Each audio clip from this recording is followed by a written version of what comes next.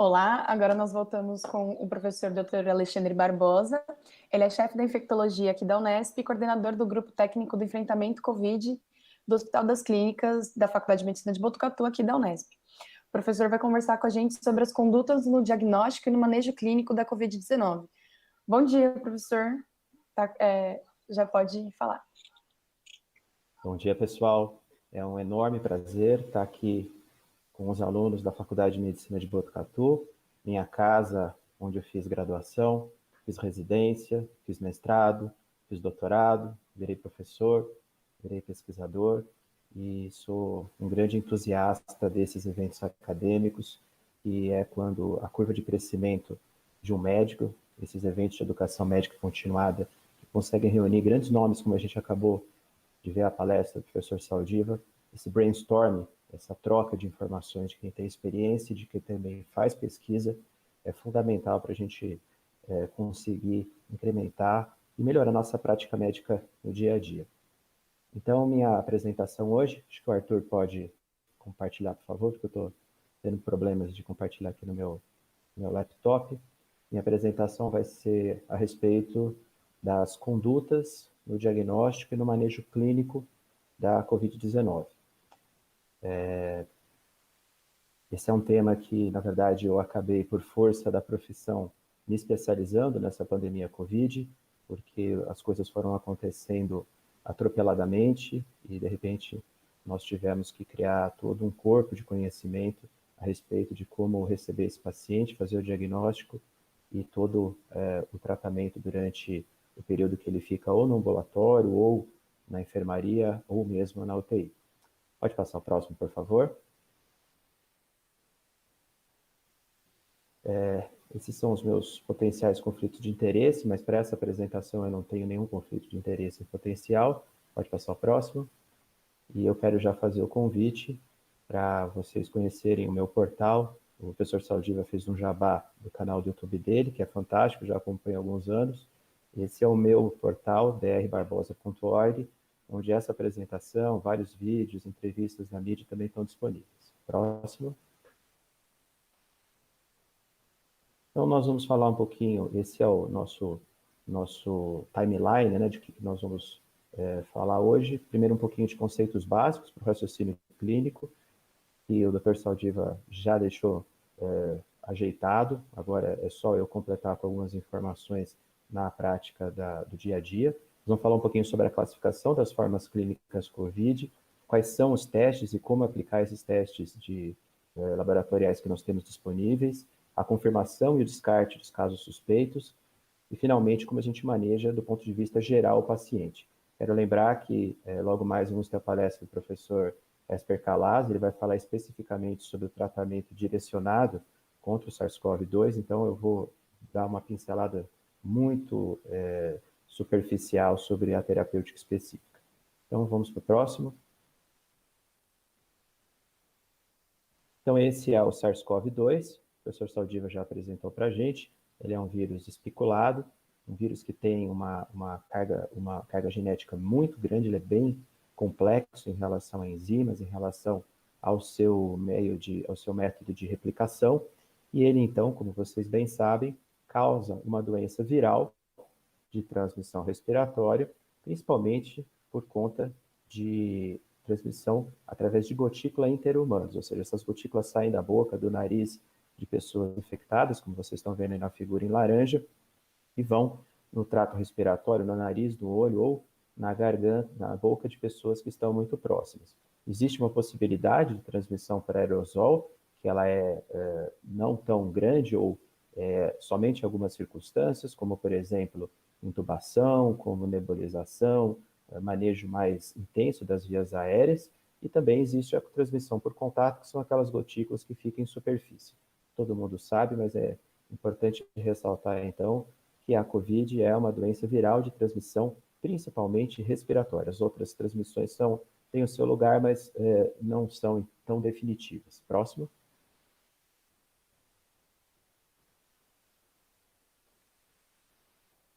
E dentro dessa transmissão respiratória, nós temos uma infecção que inicialmente é uma infecção viral aguda respiratória.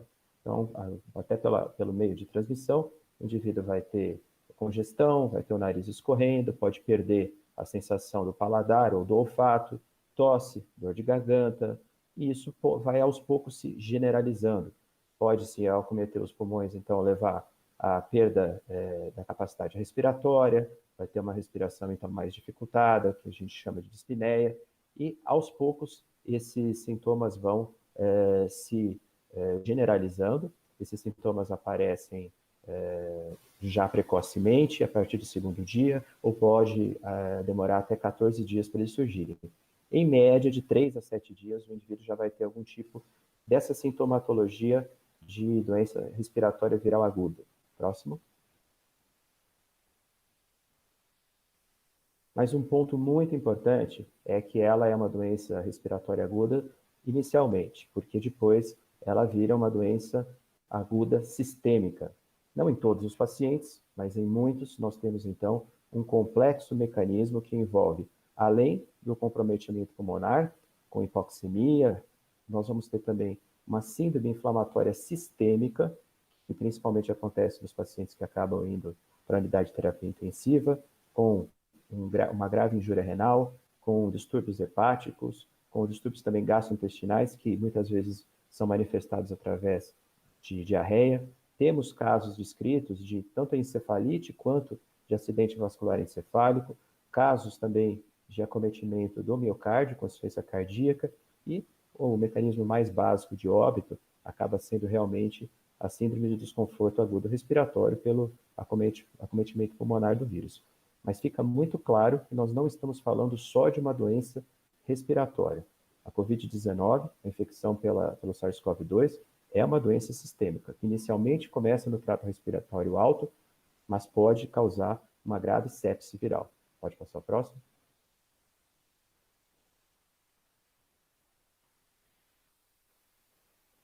E eu gosto de falar do espectro clínico da doença, né, fazendo a comparação com aquele filme 50 tons de cinza. Na verdade, para mim, nós temos a Covid, são 50 tons de doença. Então, nós temos desde, pode passar o próximo, do indivíduo assintomático, que gira em torno de 30% de todas as pessoas que entram em contato com o vírus, próximo, passando para os indivíduos oligossintomáticos, próximo, para aqueles que tenham sintomas muito frustros, somente de um resfriado comum, como, por exemplo, nariz escorrendo, dor de garganta, passando na sequência para uma síndrome gripal propriamente dita, febre, dor no corpo, queda do estado geral, e chegando, ainda nos quadros de leve e moderado, numa pneumonia leve. Próximo. Então, esses casos que têm uma sintomatologia de leve e moderada são em torno de 55%. Se a gente somar os assintomáticos com os que têm uma sintomatologia leve e moderada, é o que a gente chama de COVID leve a moderada. São 85% das pessoas. Elas vão ter, então, essa variação de sintomas desde o indivíduo que, na verdade, não tem nada, passando por oligossintomático, resfriado, síndrome gripal ou uma pneumonia leve, que, na verdade, muitas vezes nem é diagnosticado. Próximo.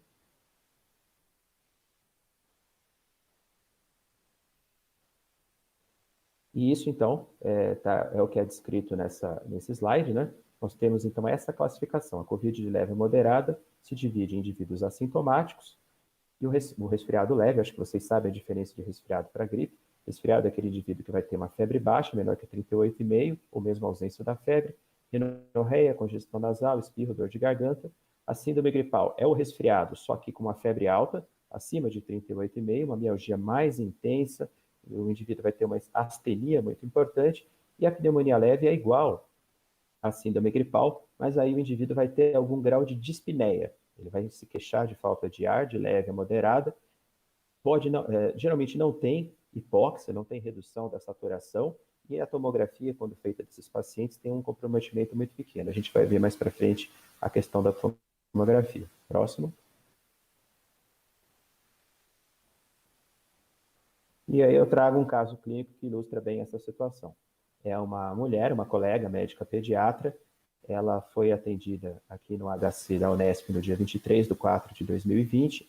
Ela tinha como antecedente, como comorbidade, apenas uma rinite alérgica crônica, mas que não estava em atividade no momento, e ela vinha nesse dia 23 de abril com um quadro de tosse seca, já há 5 dias, coriza, cefaleia e negava outros sintomas, nem febre ela tinha. Então, um quadro muito simples, muito tênue, leve, de tosse seca, coriza e cefaleia.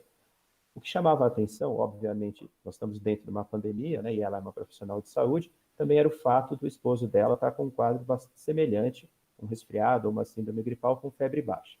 Então, esse foi o nosso diagnóstico inicial, síndrome do resfriado comum no contexto de pandemia, e depois eu deixo aí para vocês, como curiosidade, a gente vai acabar discutindo esse caso todo, quais seriam os exames e qual seria a conduta nessa paciente. Só para ilustrar, então, o que é uma COVID leve. Pode passar o próximo.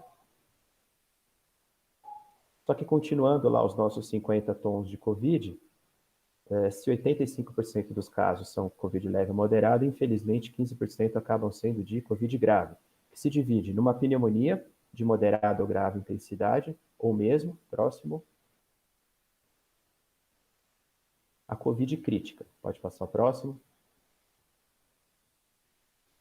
Então, a pneumonia moderada ou grave, cerca de 10% dos pacientes, que é aquele paciente que precisa de oxigenoterapia, ele fica internado na enfermaria com catéter de O2 ou com máscara de Venturi, ou até mesmo com máscara reinalante, mas 5% desses pacientes com COVID grave, eles evoluem para necessidade de ventilação mecânica, para necessidade de intubação, para um regime de oxigênio muito mais intenso, e também esses pacientes não têm só, como a gente discutiu, a compensação respiratória. Ele também entra naquela questão da sepse, do estado de hiperinflamação, com uma tempestade de citocinas, acontece a falência renal, a falência hepática, encefalite, miocardite, tudo aquilo que a gente discutiu.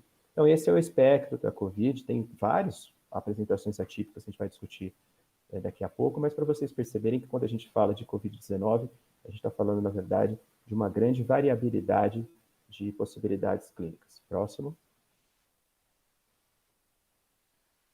Então, a COVID grave, de 15% a 19% dos pacientes, na verdade, ela é englobada dentro de um diagnóstico sindrômico fundamental em tempos de pandemia, que é a síndrome respiratória aguda grave. São aqueles pacientes, então, que têm algum grau de hipoxigenação, principalmente uma saturação de O2 menor que 93, uma frequência respiratória acima de 24, de 26, e a divisão a gente já comentou, que é entre pneumonia moderada e leve, moderada e grave, ou a COVID crítica, que é aquele paciente que precisa de unidade de terapia intensiva. Eu falei dos achados pouco frequentes, né, alguns achados anômalos ou mais raros. Tem paciente que chega somente com cefaleia, e a gente vai testar e descobre que ele tem COVID. Alguns com alteração de confusão mental, uma confusão temporoespacial, esquecimento, então um comprometimento isoladamente de encefalite, é bem conhecido e relatado na mídia. A gente teve alguns pacientes com anosmia, ageusia, diarreia como fator, manifestação clínica inicial, manifestação cutânea. Outro dia até recebi já um artigo com um guia, né, um roteiro de todas as manifestações cutâneas da COVID que a gente pode encontrar. O professor Saldiva falou sobre infarto agudo do miocárdio, acidente vascular encefálico e os fenômenos tromboembólicos. Essas são manifestações atípicas, mas na verdade do que a gente está entendendo, que a gente está conhecendo como toda essa doença sistêmica chamada COVID-19. Pode passar o próximo.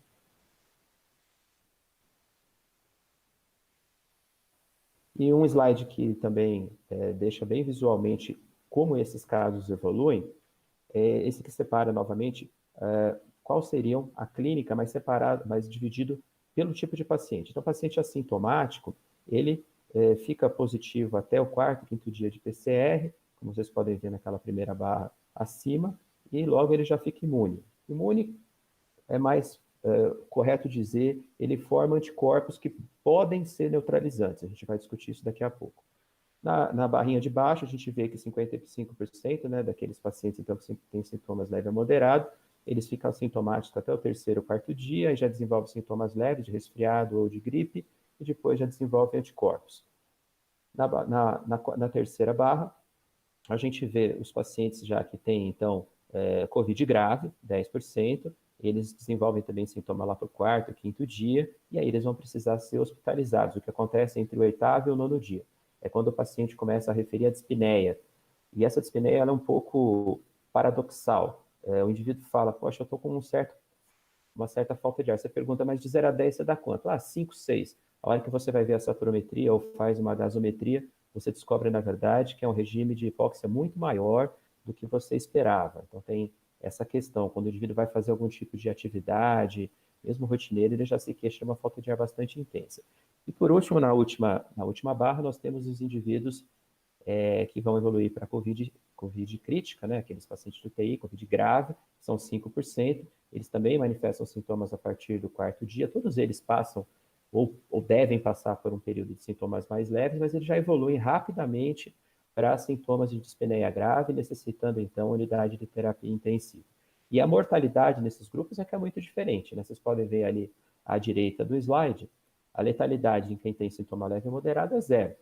O problema são aqueles que têm a COVID grave, que a mortalidade chega a 15%, e a COVID crítica, que a mortalidade chega a 50%. Dependendo da série de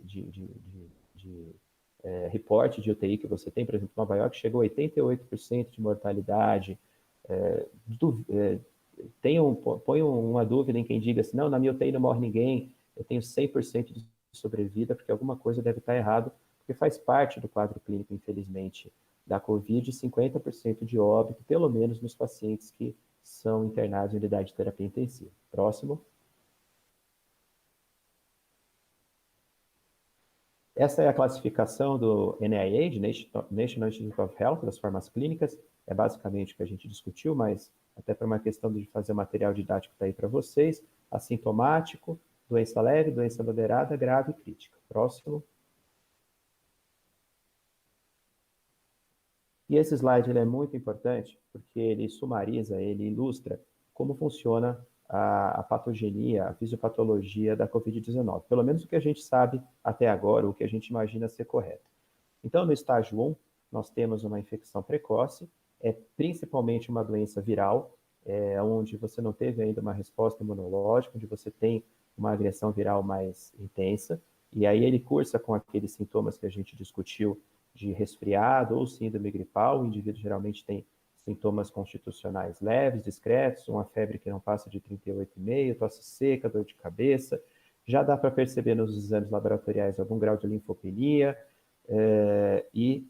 se você fizer uma tomografia nessa fase, você vai encontrar pouca lesão pulmonar. Aí ele passa para o estágio 2, que é uma fase, vamos dizer assim, mais pulmonar, que é aí onde você vai definir se o indivíduo vai evoluir bem ou mal. Inicialmente, então, o indivíduo começa com uma queixa de dispneia, começa a ter uma hipóxia, que é a baixa relação entre a pressão arterial de O2 sobre a fração inspirada de oxigênio. Então, quando esse valor cai abaixo de 300, você já começa a ficar muito preocupado. E aí, alterações tomográficas bem mais intensas, a gente vai discutir isso daqui a pouco, e começam, então, a ter lesão de outros órgãos, como, por exemplo, o fígado, começa a cair a taxa de filtração glomerular renal, e o indivíduo pode entrar na fase 3, que é a fase de hiperinflamação ou fase inflamatória, fase de tempestade de citocina, tem várias nomenclaturas, várias pessoas tentando nomear isso. Essa fase 3 é aquela fase em que o indivíduo, na verdade, a partir da fase 2B para a fase 3, o indivíduo começa a entrar na unidade de terapia intensiva, e as complicações da fase 3, da fase de hiperinflamação, a gente já discutiu um pouquinho, que é a síndrome de desconforto respiratório agudo, o choque séptico, falência miocárdica, insuficiência renal, e aí os marcadores inflamatórios vão estar muito aumentados. Então, você vai ter aumento de D-dímero, aumento do PCR, aumento da troponina. Esse indivíduo, então, ele pode seguir várias vias de complicação que eu vou evitar discutir agora, porque isso eu sei que vai ser alvo do segundo dia de debate desse congresso online de capacitação em COVID. A professora Suzana e outros vão falar especificamente sobre a questão da síndrome respiratória aguda grave e também a respeito dos fenômenos tromboembólicos. Próximo. Então, se a gente for ranquear os sintomas, dá para separar os respiratórios dos sistêmicos, né? Lembrando que os respiratórios são aqueles mais precoces, então tosse é bastante frequente, 67%, mas veja que febre, né?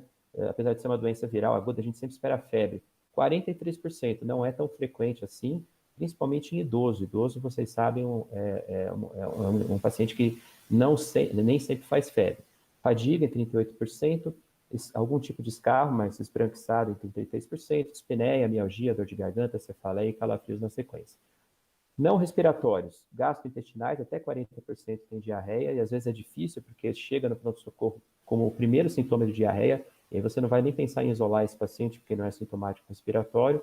Anosmia de Geusia, AVC, alterações musculoesqueléticas, alterações psiquiátricas ou de comportamento, encefalopatia, e aí uma série de outros fenômenos que a gente também já discutiu, só para estar didaticamente listado nesse slide preparado pelo colega Evaldo Stanislau. Acho que fica bem fácil de entender que é uma doença sistêmica e que tem, então, portanto, sintomas que às vezes confundem o colega médico que está na porta. Próximo. A definição de caso da Organização Mundial de Saúde, isso sempre tem que colocar numa aula como essa, né? Mas ela acaba tendo algumas coisas que tem que tomar cuidado. Então, a definição é um paciente com doença respiratória aguda, mas que tenha febre pelo menos um dos sintomas abaixo, né? Os sintomas respiratórios, como tosse ou perda ou dificuldade de respiração. Mas a gente acabou de ver que a febre ela está presente no máximo, aí, chutando alto, 50% dos pacientes. E aí, algumas outras premissas. Histórico de viagem ou morar no lugar que está tendo transmissão comunitária.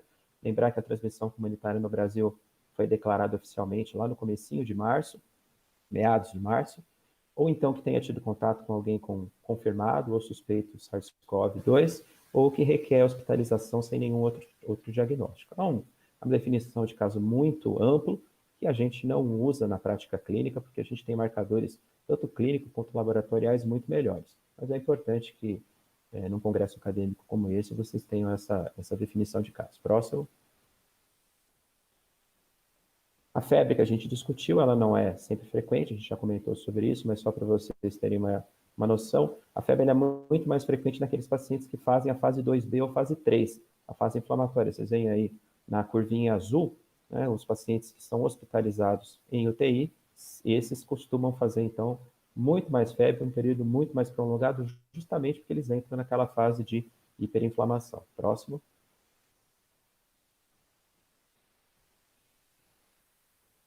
E é importante para o clínico, né, para o médico que está se formando, para o médico que está na porta, saber a diferença. Acho que todos sabem, a gente bateu um papo agora há pouco sobre isso, mas é importante dizer que não tem só o coronavírus circulando. Nós temos vírus que causam resfriados comuns, rinovírus, adenovírus, um monte, até mesmo coronavírus da família alfa coronavírus.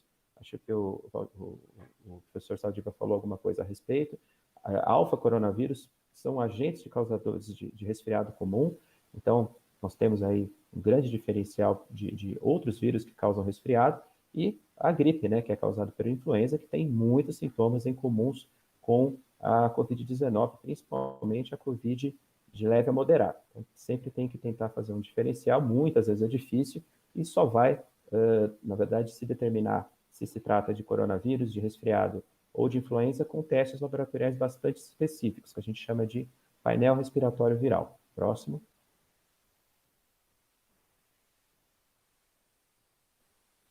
Esse é um estudo que eu gosto de mostrar, que foi feito no Reino Unido, né, mostrando, então, os pacientes que foram hospitalizados, qual a frequência dos sintomas. Então, tosse, febre, perda fadiga para respirar, dificuldade para respirar, fadiga, confusão mental, isso é muito importante, principalmente em idoso. Tosse com catarro, diarreia, náusea e vômito. Esses são os top 6 aí que eu acho que é importante deixar claro para tentar triar um pouco mais o paciente, que na verdade ele entra com uma síndrome respiratória aguda grave e a gente tenta diferenciar de outros diagnósticos possíveis. Próximo.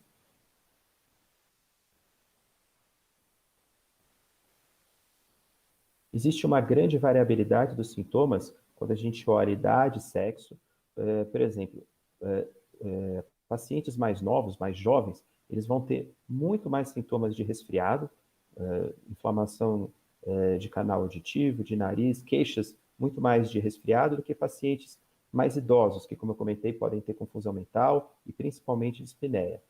Mulheres também têm mais sintomas relacionados à perda do olfato, dor de cabeça, obstrução nasal. ou seja, a gente tem que fazer uma avaliação bastante singular, bastante particular de cada paciente para tentar não colocar ele sempre naqueles achados mais comuns e às vezes deixar de fazer diagnóstico. Numa pandemia, a alta suspeição clínica garante que você não perca esse diagnóstico de Covid e ainda isole o paciente, podendo impedir que ele vá transmitir para outras pessoas. Próximo.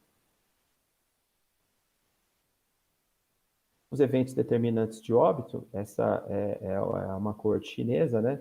Mostrando então que aquilo que a gente já discutiu, mas agora em dados reais, né?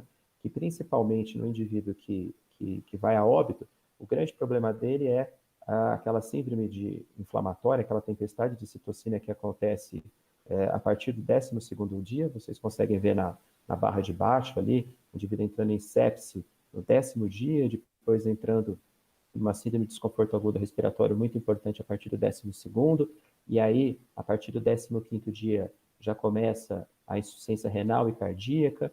A partir do 17º dia, muitos eventos relacionados a infecções secundárias, que são muito comuns na UTI, então pneumonia associada à ventilação, infecção de catéter, infecção urinária relacionada à sonda vesical, e um monte de outras complicações que são, na verdade, muito comuns, e aí, geralmente, o indivíduo vai a óbito lá pela terceira semana, a partir do início dos sintomas, entre o 19º e o 21º dia.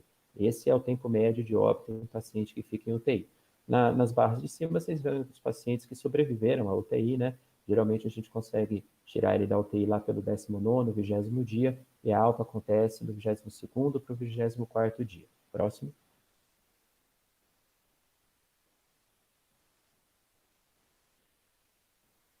Essa é uma corte chinesa mostrando os fatores de risco para óbito. Foi o primeiro trabalho que nos deu essa informação, quais são os pacientes que têm mais chance de morrer. Foi aí que a gente chegou naquilo que a gente chamou hoje de grupos de risco. Então, eu sei que todo mundo já ouviu falar, mas é importante repetir, né? Então, pacientes que evoluem mais gravemente, aqueles que têm, esse é um corte mais alto ainda, acima de 80 anos, a gente tem uma mortalidade bastante importante.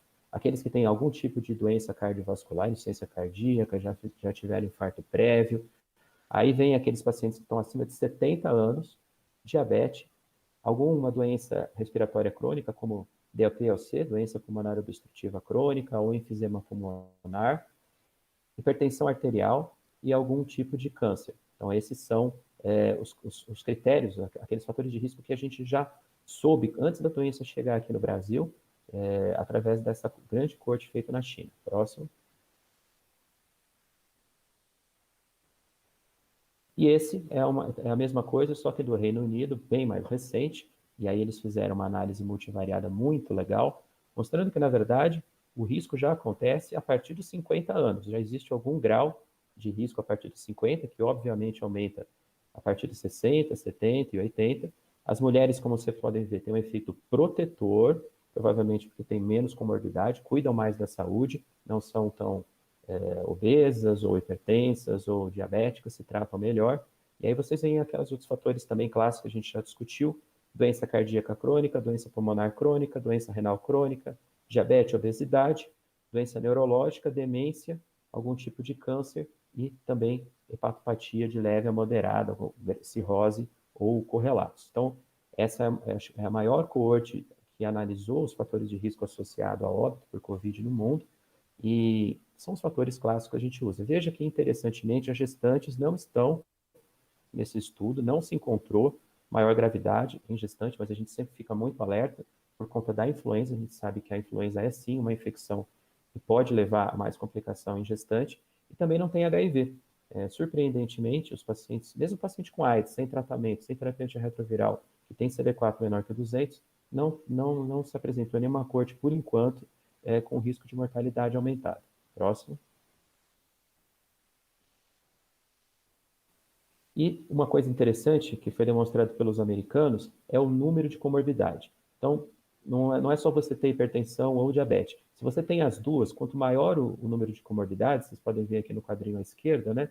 Se eu tenho mais de uma comorbidade, o meu risco de internação aumenta muito, e as principais comorbidades que foram associadas em conjunto para aumento de gravidade para COVID são as três básicas, né? Hipertensão, obesidade e diabetes, que nos Estados Unidos é a verdadeira epidemia dessas comorbidades, a síndrome metabólica, então é muito frequente lá, aqui no Brasil também, infelizmente, né?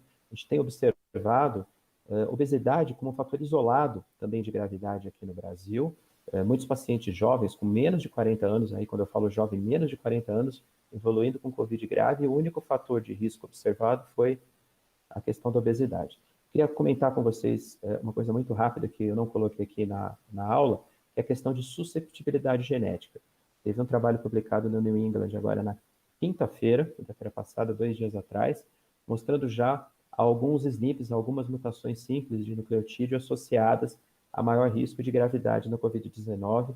Provavelmente isso vai se traduzir no futuro em a gente entender porque algumas pessoas jovens, sem fator de risco, como esses que eu apresentei para vocês, podem evoluir para o Covid grave. Próximo.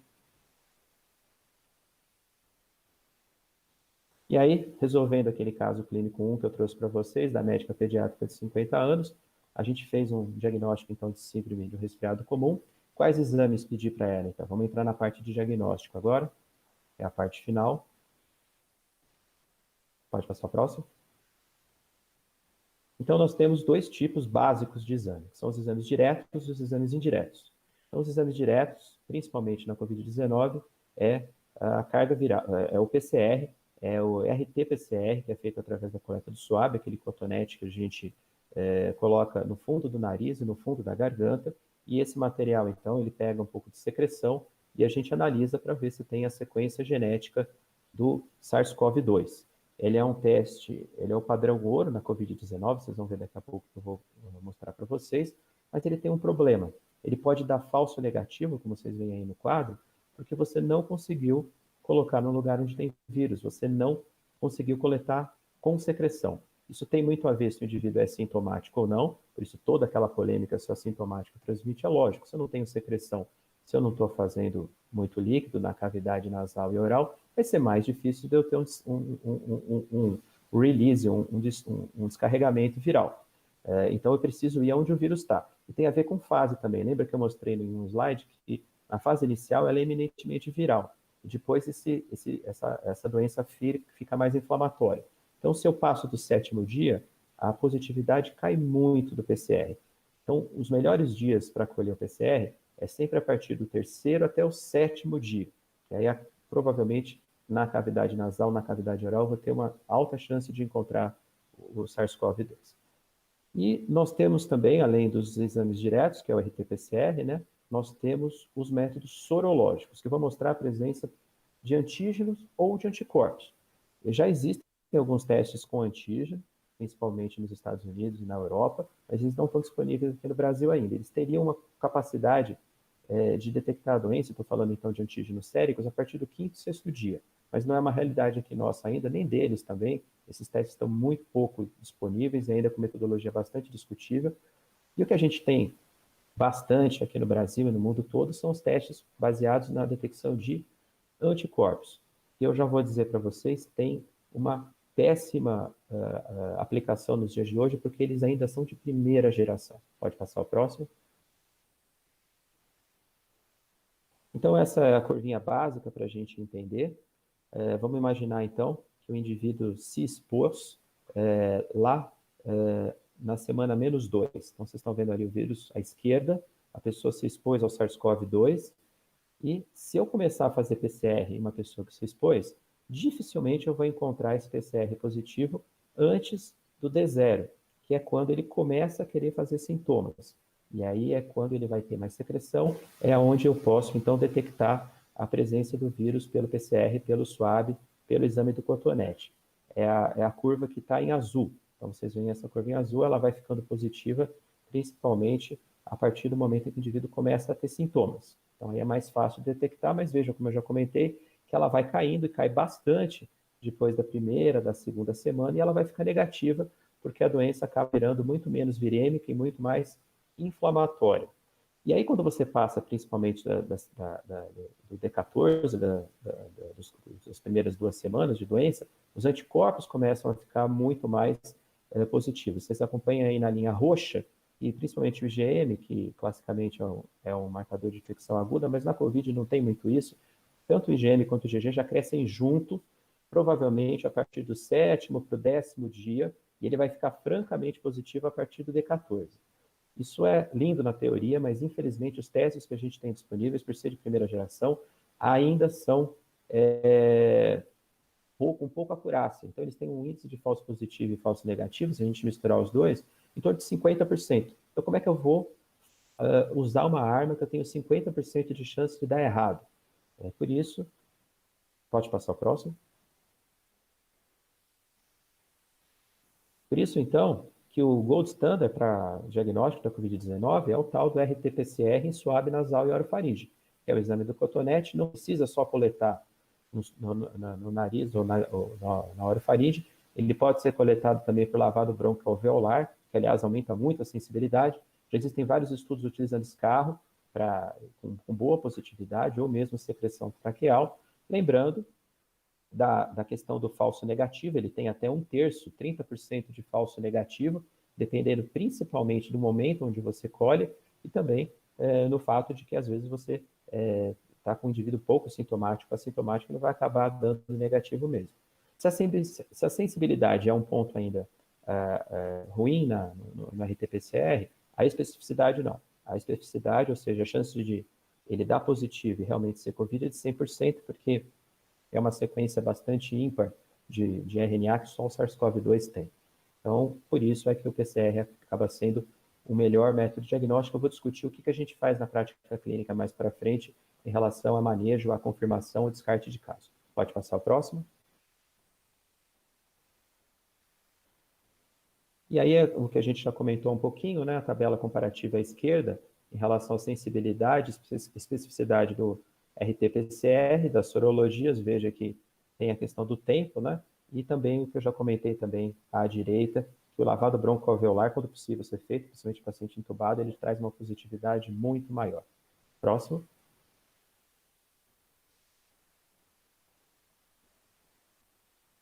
Então, só para dar um exemplo como funciona na prática, aqui em Botucatu, no município de Botucatu, todos os pacientes, todos sem exceção, com síndrome gripal, seja só o nariz escorrendo, só uma dor de garganta, só espirrando, só tossindo, eles são triados para fazer, então, RT-PCR COVID. Por quê?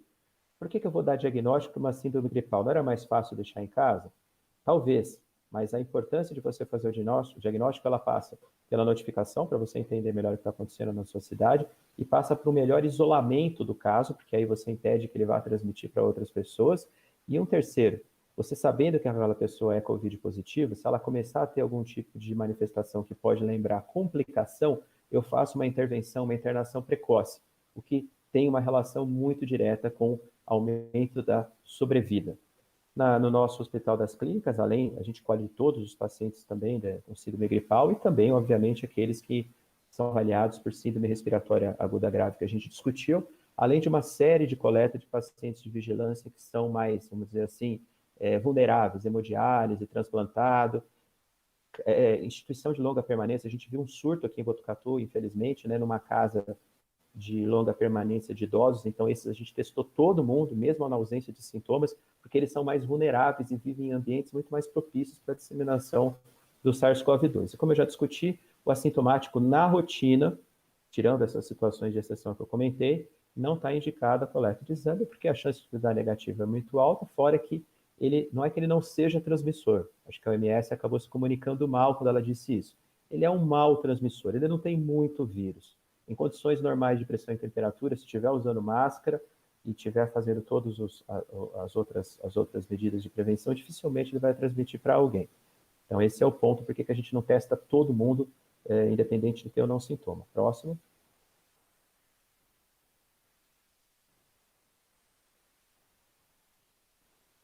E a sorologia, como eu comentei, está bem claro nesse slide. Nós temos uma qualidade muito discutível, com altíssimo índice de falso positivo e negativo, o que dificulta a interpretação e o uso na prática clínica. Essa é uma recomendação do CDC, não usar os testes sorológicos no atual momento para diagnóstico de infecção aguda. Próximo.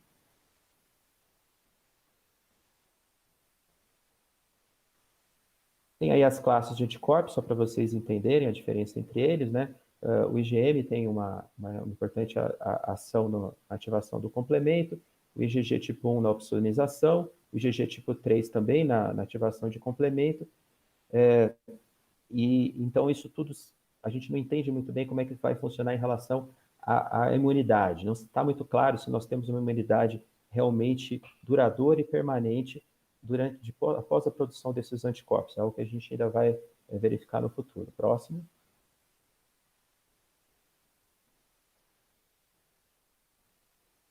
E é justamente essa a pontuação desse slide, né? A gente não entende ainda com alto grau de certeza. A gente sabe que esses anticorpos são neutralizantes, eles impedem a replicação viral, sim, mas a gente não sabe quanto tempo eles vão durar, ou não sabe se para todos os SARS-CoV se vai ter mutação, ou se a gente já teve contato com algum outro tipo de coronavírus no passado e tem algum grau de proteção cruzada, então tudo isso é incerto.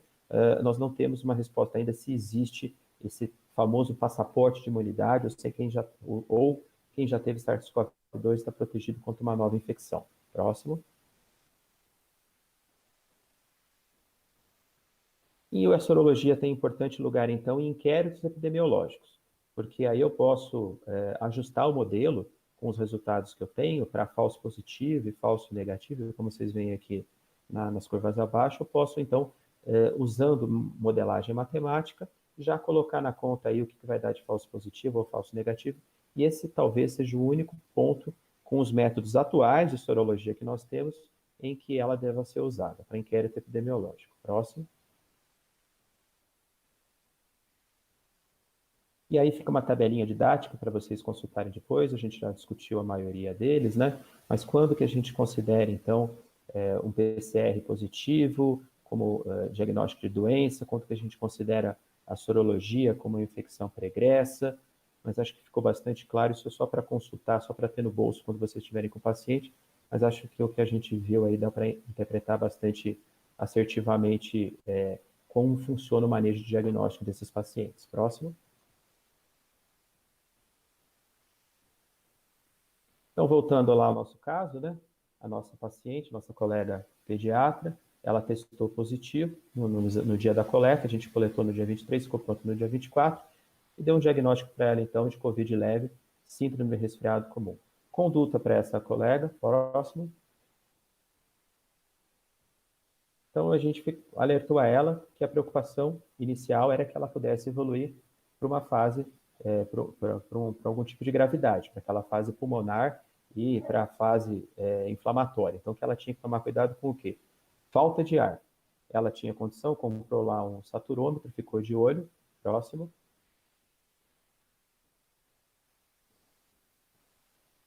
Lembrando também que existe uma preocupação sobre transmissão, obviamente, né?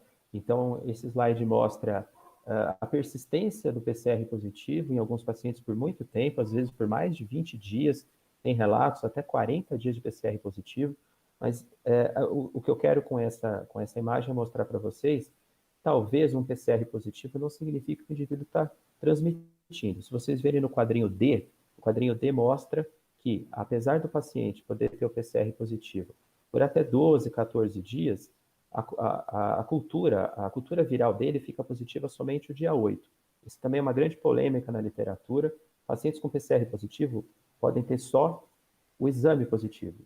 Isso pode ser resto de vírus, pode ser vírus opsonizado, pode ser expressão de moléculas que ficam, de pedaços virais que ficaram incorporados no epitélio.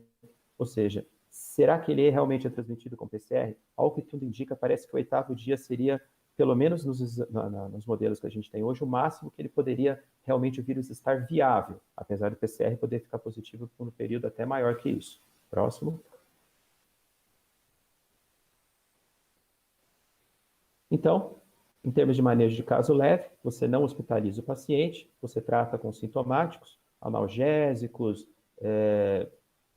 drogas para controlar a febre, dipirona, paracetamol, mas tem que manejar o caso do ponto de vista dele ter uma porta de saída se ele precisar começar a ter queixas de dispneia, principalmente. Então, é muito importante que ele fique avisado disso. Próximo. E aí foi o que aconteceu. A gente fez para ela esses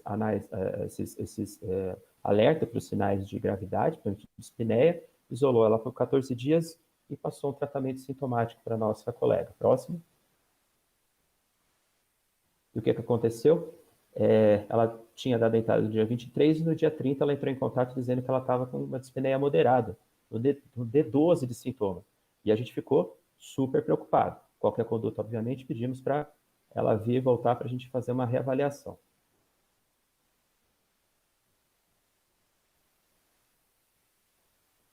Porque a gente estava realmente com bastante receio que ela estivesse entrando, então, numa fase pulmonar, numa fase de hipóxia. Então, o que nós temos que fazer para verificar se se o paciente está com hipóxia? Próximo.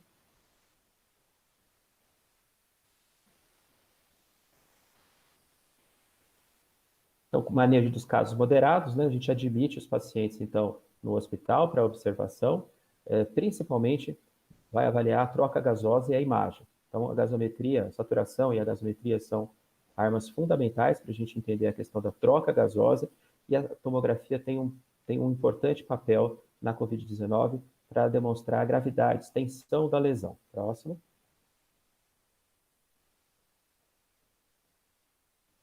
Então, aí vocês veem as anormalidades laboratoriais mais frequentes na COVID, passando então pelas alterações de tomografia.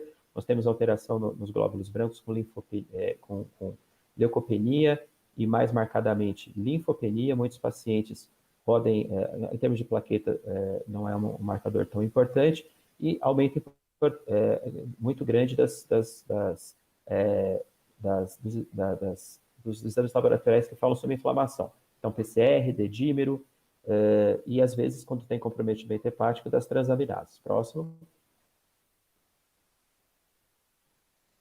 Então, esse é o checklist que nós temos aqui no nosso protocolo: hemograma, função renal, função hepática, PCR, dedímero, swab de influenza, lembrar que nós também temos esse vírus circulando, o swab de COVID-19, gasometria arterial, troponina e CPK, principalmente nos pacientes que têm suspeita de disfunção cardíaca e naqueles pacientes com muito mialgia, e também coagulograma. A tomografia, ela acaba, como eu comentei com vocês, sendo também muito importante para quantificar a extensão dessa lesão. Próximo.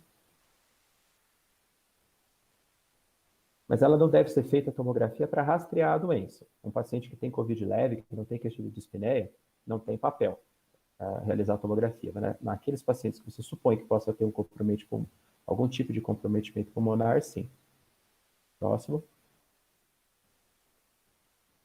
Então, aí tem as alterações mais frequentes, né, na tomografia, principalmente imagens bilaterais, formando vidro fosco, geralmente periférico, opacidades em vidro fosco periférico, que pode evoluir, como vocês veem aí nessa série muito didática, inicialmente, esse vidro fosco periférico vai crescendo, principalmente a partir do D9, depois para o D11, depois do D7, e ela também, a tomografia, tem um aspecto de avaliação de prognóstico, quando você faz seriado, como mostra essa imagem. Então, é importantíssimo que seja feita, e até mesmo, muitas vezes, ela mostra uma lesão, mesmo com PCR negativo. Às vezes, se você colhe o PCR muito cedo do paciente, no segundo dia, e o indivíduo já tem dispneia, você já encontra a imagem. Próximo. E isso é importante para a decisão clínica. A confirmação e descarte do COVID-19 é um dos maiores desafios que o médico encontra em paciente hospitalizado. E quando você tem uma boa ferramenta como a RT-PCR, se ele vier com um resultado positivo, como vocês estão vendo na letra A, você já fecha o diagnóstico. Você tem um paciente clinicamente suspeito, que veio com PCR positivo, então você fecha ali seu diagnóstico, caso COVID confirmado, você só precisa classificar se é leve, moderado, grave ou crítico. Agora, se você tem, passando para a letra C primeiro, se você tem um paciente com alta suspeita clínica, mas vem com resultado não detectado, ele tem algum tipo de alteração de suspeita clínica, e a tomografia ela é sugestiva, você tem que fazer uma segunda amostra de PCR, lembrando a questão do tempo e a questão da acurácia. Agora, um caso descartado é aquele paciente com PCR negativo e que tem baixa suspeição clínica e tomo não sugestiva. Ele não tem nem o PCR, nem a suspeita clínica, nem a imagem. Próximo.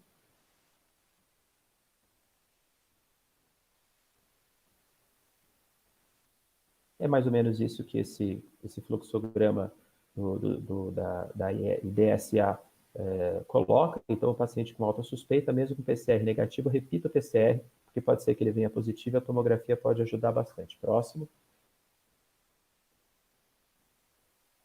E aí, só para ilustrar o nosso caso clínico, tá aí a gasometria, que veio completamente normal. Tomografia, pode passar o próximo. Tinha uma pequena alteração, tinha um pouquinho de vidro fosco em base, só não chegando a 20% de comprometimento. Próximo.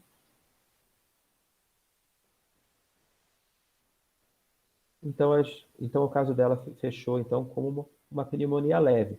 Veja que ela tem uma COVID de leve a moderada, mas ela tem uma pneumonia, ela tinha lesão pulmonar, ainda que a sintomatologia fosse muito leve e ela não tivesse alteração na troca gasosa. Próximo. Então, a evolução dela, a gente continuou tratando só com sintomática e no D21 ela se curou, ela ficou assintomática, pelo menos cura dos sintomas. Próximo. O paciente número 2, para ilustrar um caso de COVID grave, é um paciente de 74 anos, que deu entrada no dia 3 de maio. Ele tinha diabetes, dislipidemia e um cisto renal histórico. Tinha uma sintomatologia de febre, fadiga e tosse a 7 dias, com dispneia, leves esforços a 1 dia. Tinha alguns familiares em investigação de COVID. Então, vamos lá para diagnóstico e conduta desse paciente. Esse paciente, então, como ele tinha uma queixa de dispneia, a gente colocou, primeiro, obviamente, colheu a gasometria, a saturação, fez uma tomografia, mas deu oxigênio para ele, isso é importantíssimo, e também tratou possíveis complicações, como uma pneumonia bacteriana secundária. É muito provável que essa seja uma complicação que a gente vai ver com frequência na COVID, como vê no influenza, após uma pneumonia viral, instalação de uma pneumonia secundária bacteriana. Próximo.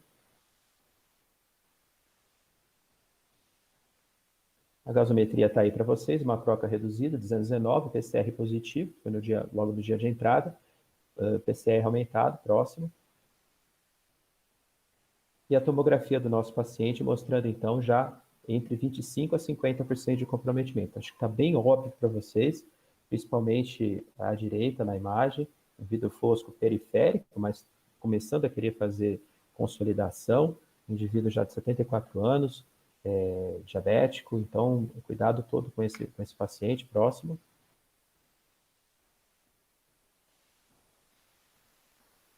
Então ele foi internado com suporte de O2, nós entramos com antibiótico.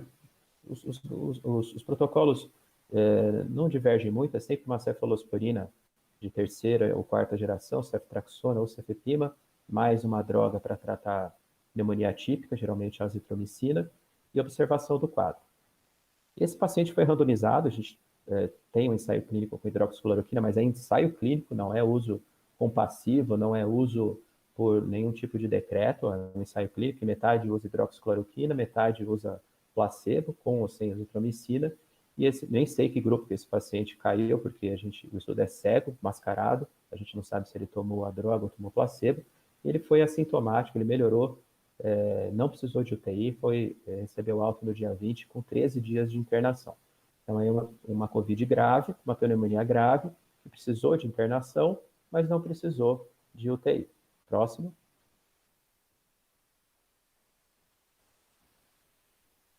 Então, a COVID grave, como a gente já discutiu, ela engloba a pneumonia moderada grave e a COVID crítica, né? Esse slide a gente já viu, só para lembrar. Próximo.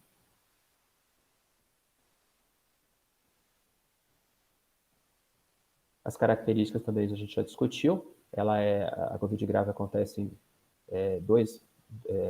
a mortalidade da COVID grave é em torno de 2,3%, podendo chegar até 80% em algumas séries de UTIs. Os fatores de gravidade também já discutiu um pouco, e as alterações laboratoriais também. Próximo.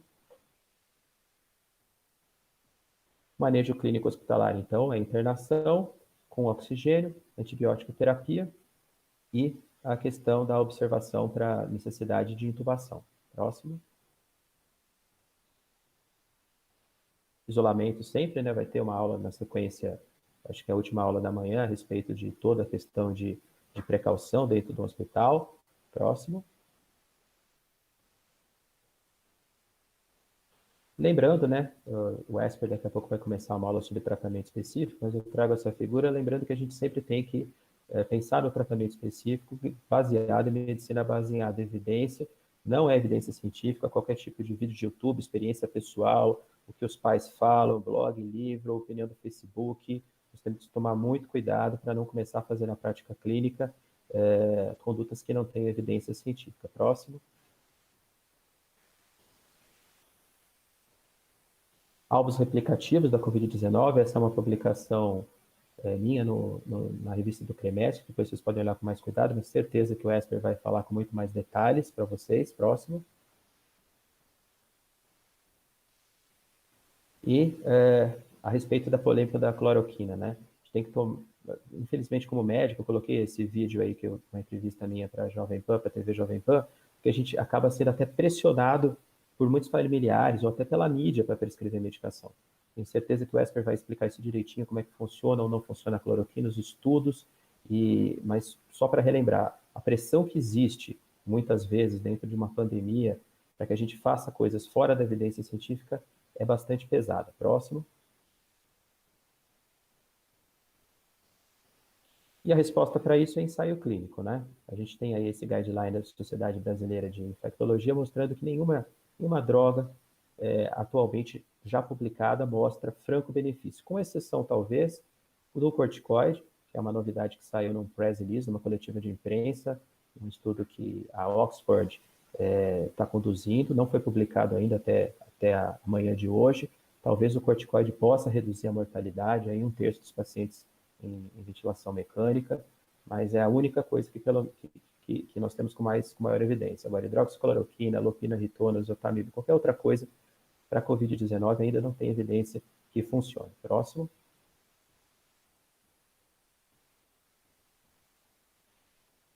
Só para mostrar para vocês como é que funcionam os ensaios clínicos. Nós temos aqui na Unesp pelo menos 6 ensaios clínicos, mas sempre comparando, sempre. Essa é o mantra, né?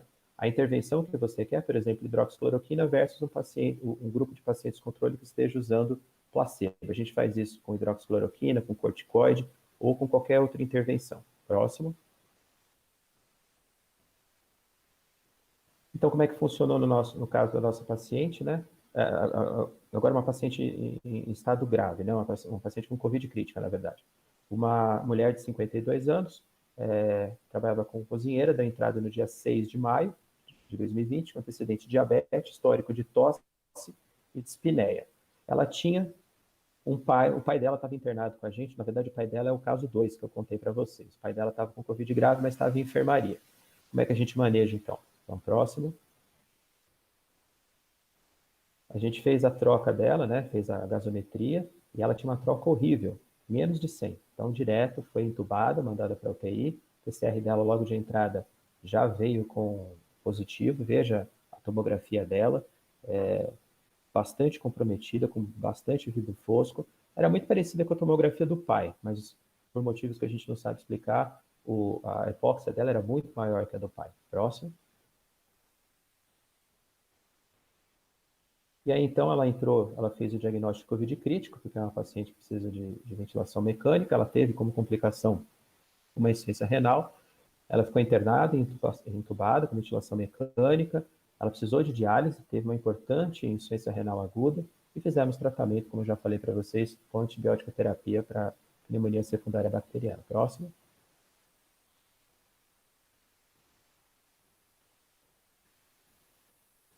E aí o manejo dos casos críticos, eu não vou me alongar, porque a gente vai ter um módulo disso no segundo dia de discussão, mas envolve tratamento da síndrome de angústia respiratória aguda. Próximo.